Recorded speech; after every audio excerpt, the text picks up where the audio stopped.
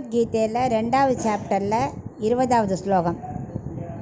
ந ஜாயதே மிரியதே வா கதாச்சித் நாயம் பூத்வா பவிதா வா ந பூயக அஜோ நித்ய சாஸ்வதோயம் புராணோ ந ஹன்யதே ஹன்யமானே ஷரீரே. இப்போ இதுக்குள்ளே அர்த்தத்தை பார்க்கலாம். கிருஷ்ணர் அர்ஜுனன்ட்ட ஆத்மா நித்தியம் சொல்லின்னு இருக்கார் இல்லையா? அப்போ சொல்கிறார், ஆத்மா நித்தியம் மட்டும் இல்லை அர்ஜுனா, மாறுதலுக்கும் உட்படாதது. பிறப்பு இறப்புங்கிறது எப்போவுமே அதுக்கு இல்லை. கல்பத்தோட ஆதியிலையும் முடிவிலையும் உண்டாறதில்லை. ரொம்ப புராணமானவன். சரீரம் அழியும், ஆனால் ஆத்மா அழியாது. அதை அழிக்க கருவியும் இல்லை.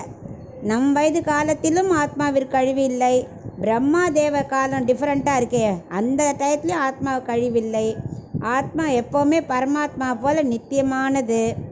ஆத்மா என்ன பண்ணும், ஒரு உடலை தேர்ந்தெடுக்கும் போது அந்த பொருளோட அறிவின் சதவீதத்தை பொறுத்து ஆத்மா பிறவி எடுக்கிறது. அதாவது அந்த இதுக்குள்ளே போகிறது, அந்த பொருளுக்குள்ளே போகிறது. இப்போது ஜட பொருளாக இருந்துன்னு வச்சுக்கோயேன், அந்த அறிவுக்கு ஏற்ற மாதிரி தேர்ந்தெடுக்கும். செடி கொடி விலங்கு அப்படின்னா அந்தக்கேத்தன அறிவோ அதுக்கேற்ற மாதிரி ஆத்மா உள்ளே போய்க்கும்.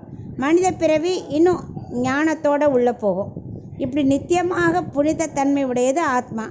பரமாத்மா என்ன பண்ணும், இந்த ஜீவாத்மாக்குள்ளே ஃபுல்லாக வியாபிச்சிருக்கு.